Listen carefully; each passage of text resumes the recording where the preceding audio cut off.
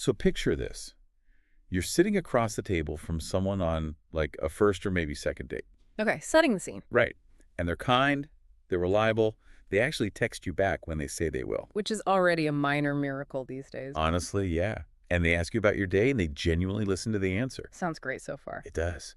But what is your immediate, unfiltered internal reaction? You write them off. Oh, totally. You sit there sipping your drink thinking, I just don't feel a spark. And it's entirely because they failed to provide you with a full cinematic thunderstorm of anxiety. It is painfully common. I mean, we sit across from someone who is objectively great, but because our nervous system isn't in absolute overdrive, we subconsciously assume there's no real connection. Yeah, like something's missing. Exactly. We basically mistake peace for a lack of chemistry. It's like we are addicted to the storm. And that paradox is exactly what we are unpacking for you in today's deep dive. And it's a big one. It really is.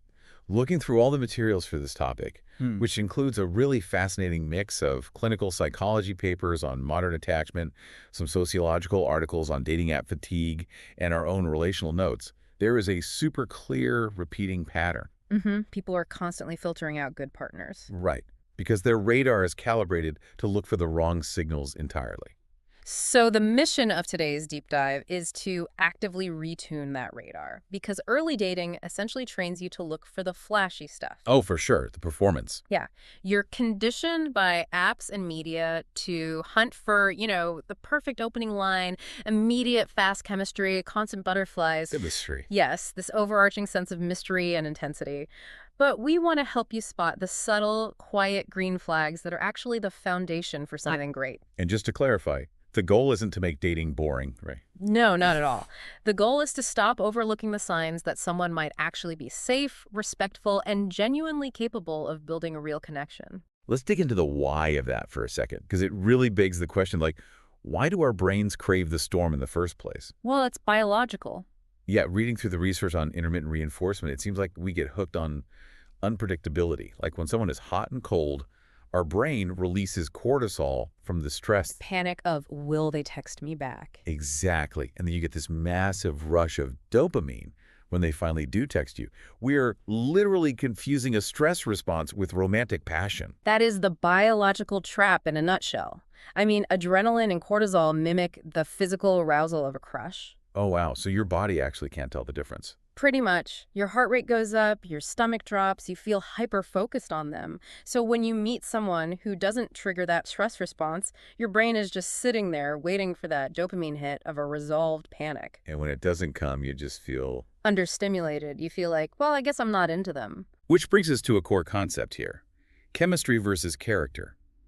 When you're only chasing those dopamine hits, that intense mystery, it's the nutritional equivalent of deciding you're only going to eat candy for dinner. That is a great analogy. Like, a massive sugar rush is incredibly fun for about 10 minutes, but ultimately it leaves you crashing, depleted, and just feeling sick.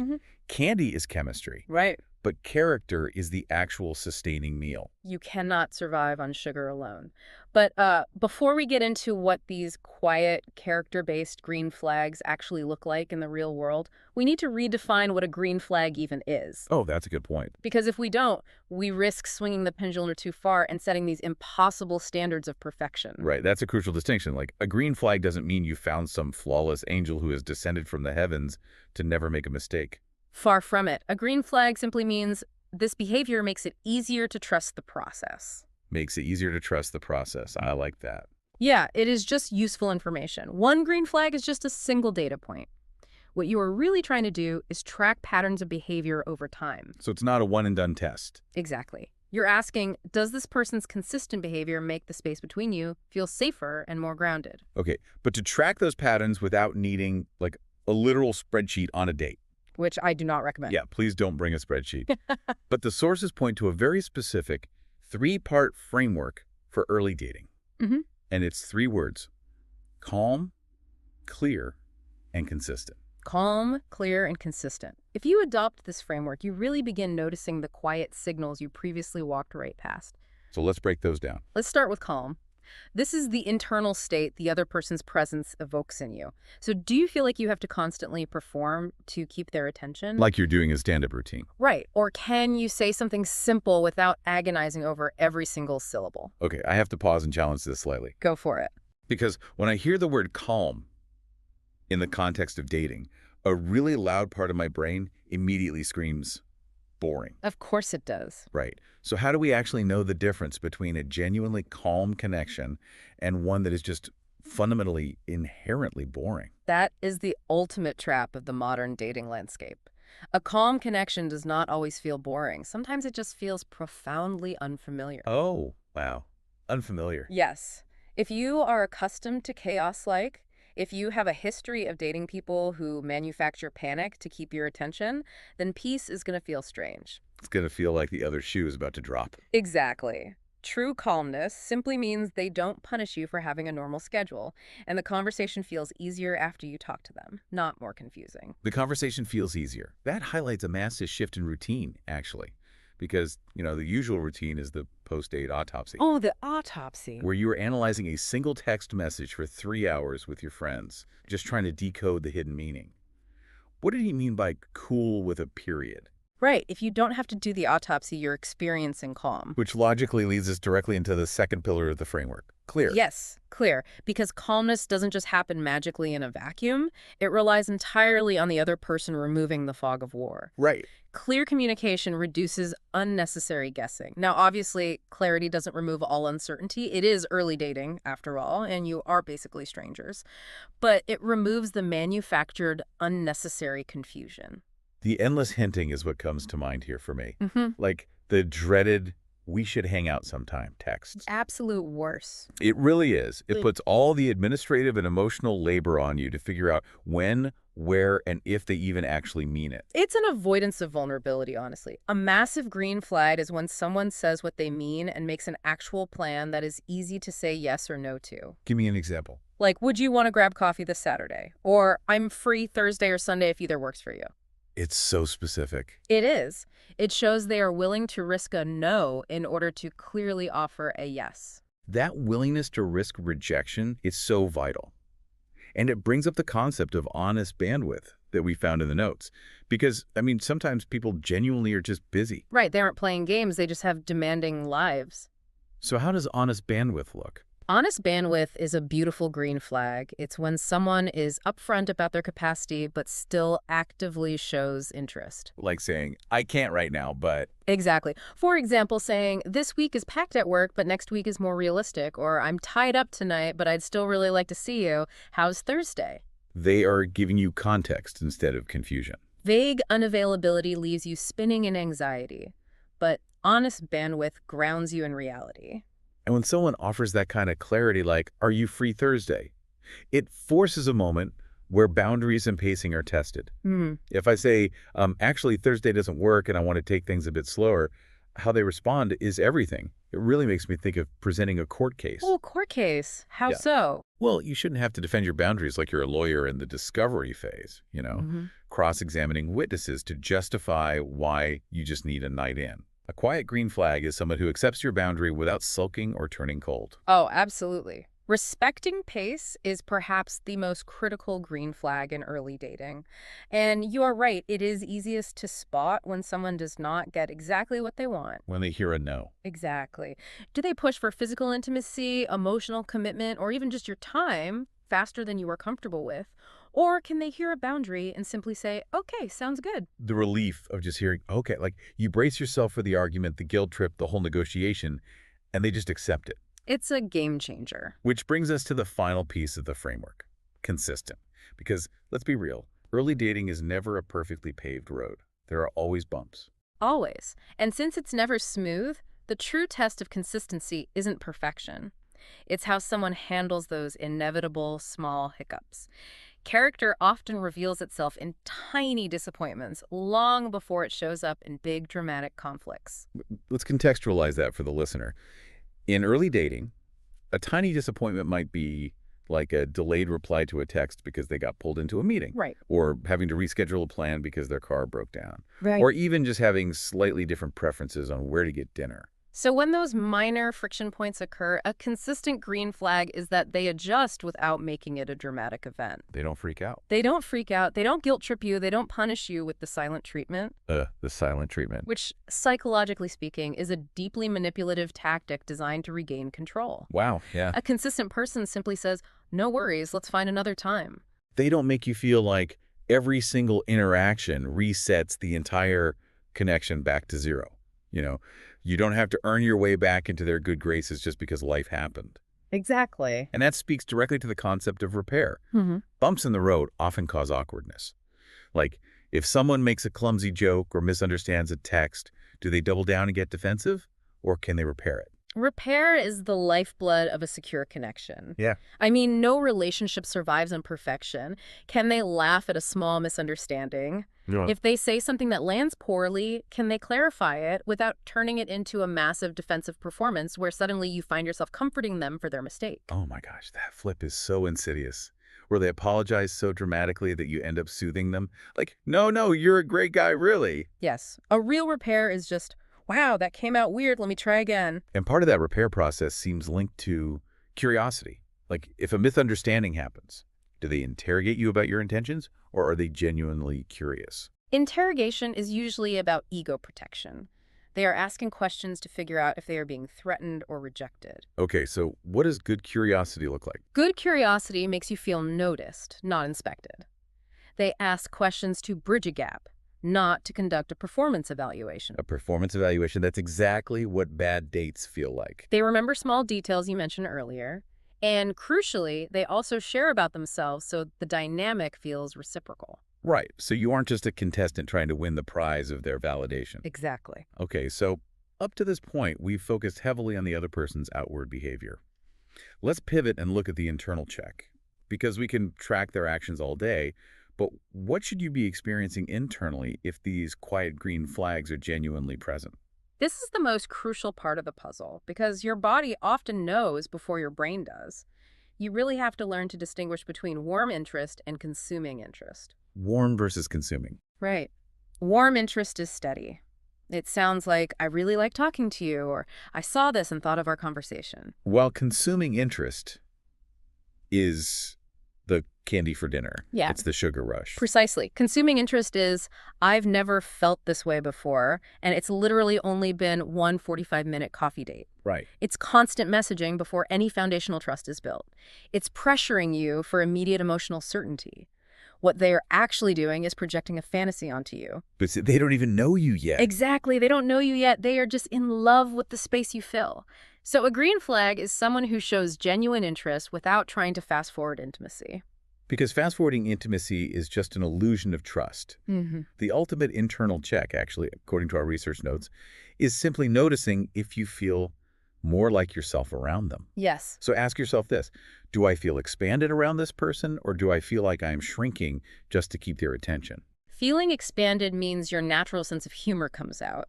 You don't feel the need to meticulously monitor every word you say. You're not editing yourself in real time. Exactly. You feel safe enough to lightly disagree with them without the underlying terror that they will just abandon the connection. That idea of feeling expanded leads perfectly into something the sources highlight called the green flag blind spot. Oh, I love this segment. Yeah, we're going to play a quick game. Yeah. I want to highlight positive behaviors that people completely overlook because they just aren't dramatic enough for the movie screen. I'll kick it off. Go for it. Here is a major blind spot. They actually follow through on small plans. Like, if they say they'll call at 7-0, the phone rings at 7-0. It is so boringly basic that it gets ignored, but it is the literal bedrock of reliability. Okay, here's another one. They ask a thoughtful follow-up question. Not a generic, "How was your day?" but "How did that meeting with your manager go that you were stressed about?" It shows active retention of your life. That's a great one. And here is perhaps the biggest blind spot. How they treat people they do not need to impress. Yes, the server test. Exactly. How do they treat a driver, a server, or a stranger? Character leaks out when there is absolutely no incentive to perform. Kindness, when there is nothing to gain, is a quiet, profound green flag. If they are endlessly charming to you but snap at the barista, they are just running a PR campaign. 100%. Okay, I've got one more blind spot. They say they are busy, but then they immediately suggest an alternative time. They don't just drop the ball with, "I'm swamped," and leave you to pick it up. These are the behaviors that make the logistics of dating feel effortless. Okay, let's test these concepts with some rapid-fire practical applications to help you, the listener, trust your own judgment. We're going to play a round of chemistry or character. I am ready. I'll read a scenario and you categorize it. Scenario 1. You are on a date and they make you laugh immediately. The witty banter is absolutely effortless. Mostly chemistry. I mean, it's highly enjoyable and it's a great sign of intellectual attraction, but it's not enough data to know how they will act when you are sick, stressed, or when a real conflict arises. Makes total sense. Yeah. Okay, scenario 2. They text you constantly, morning till night, for 2 straight days. You are completely glued to your phone, and then they just vanish into the ether for 3 days. That is chemistry and intensity, but it entirely lacks consistency. It's the consuming interest we discussed. High energy when it serves their mood, but no steady character to sustain it. The total sugar crash. Yeah. Okay, scenario 3. They remember that you had a big presentation at work, and they shoot you a brief text later that evening simply asking how it went. That is pure character, infused with warmth. They are demonstrating follow-through, curiosity, and emotional steadiness without demanding your immediate attention. That is a massive green flag. Let's push on this with one more mini-segment. Green flag or just basic decency. Because looking through these notes, respecting a no, not pressuring you physically, being polite to service workers, not aggressively trashing all their exes on a first date, I have to be honest, aren't these just the bare minimums of existing as a civilized human being? It's a fair question. Like, are we really elevating these to green flags? It's a vital critique. Ideally, yes, this should be the baseline of basic human decency. But here is the psychological reality. If you are someone who has been navigating a dating landscape filled with chaos, or if you have a history of toxic relational dynamics, your baseline is skewed. Oh, that makes sense. You don't recognize water when you've been focused on not drowning. Recognizing basic decency is a required transitional step in recalibrating your radar. You basically have to explicitly notice safety to unlearn the habit of seeking out danger. It completely reframes it. It's really validating. Yeah. Like, if you've been starving, you still need to actively recognize that bread is food before you can start planning a banquet. Exactly. You are actively retraining your neural pathways to value stability over panic. Well, before we wrap up, we do need to caution you on how not to use this new framework so you don't fall into some really common dating traps. Yeah, the primary pitfall is treating dating like a rigid checklist or a scoring system. Remember, green flags are data points, not guarantees. Right. Gathering 3 green flags does not mathematically prove someone is your soulmate. And crucially, you cannot use one green flag as a giant eraser for 3 glaring red flags. Yes. This is pure cognitive dissonance. We want to believe the good, so we let the fact that they bought us flowers erase the fact that they, disappear for weeks at a time. It's about the whole picture. Spot on. Consistency over time is the only metric that matters. Another trap is confusing intensity with intimacy. Fast, emotional, closeness-like sharing deep trauma on date 1 is not the same thing as trust. Trust takes time. Trust requires time and repeated predictable behavior. And lastly, avoid relying on gender stereotypes. There is no biological rule that men always do this or women always do that. You just have to look at the specific human being sitting across from you. Okay, let's bring this all home. Let's distill everything we've unpacked today into a crisp 5-point recap so you can carry this directly into your next date. Okay, number 1. Remember that green flags are often quieter than chemistry.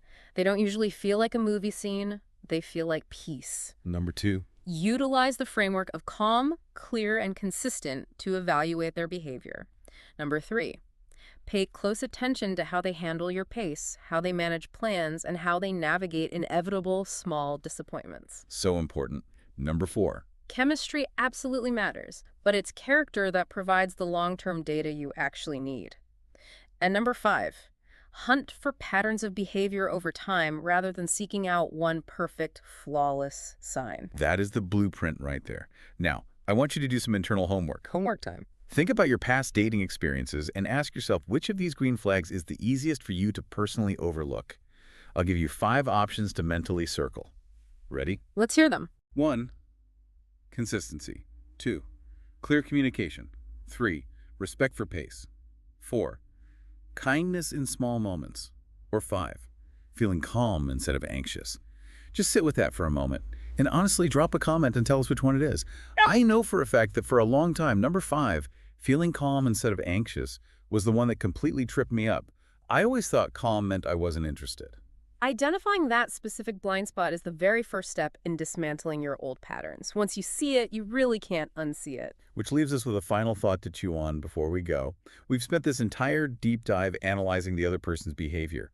But what if the ultimate green flag is actually your own willingness to walk away from the storm? Oh, I like that. What happens when you stop viewing your boundaries as obstacles to connection and start viewing them as the very things that invite the right person in? Becoming a green flag yourself changes the entire game. That is a profound shift in perspective. You attract what you are willing to tolerate. We're going to leave you to mull that over. And if today's deep dive hit home, you are not going to want to miss our next one. It's a good one. Next time, we're unpacking the difference between chemistry and anxiety. We'll be digging deep into why some situations feel exciting because they're genuinely alive, and others feel exciting simply because they're confusing and emotionally activating. It's going to be essential listening. It is the perfect logical follow-up to this discussion. So next time you are sitting across the table from someone and they are kind, clear, and they don't leave you guessing, before you write them off for being boring, take a breath. Maybe you aren't missing a spark. Maybe you're just finally sitting in a connection that doesn't require a cinematic thunderstorm to keep you safe. Catch you next time.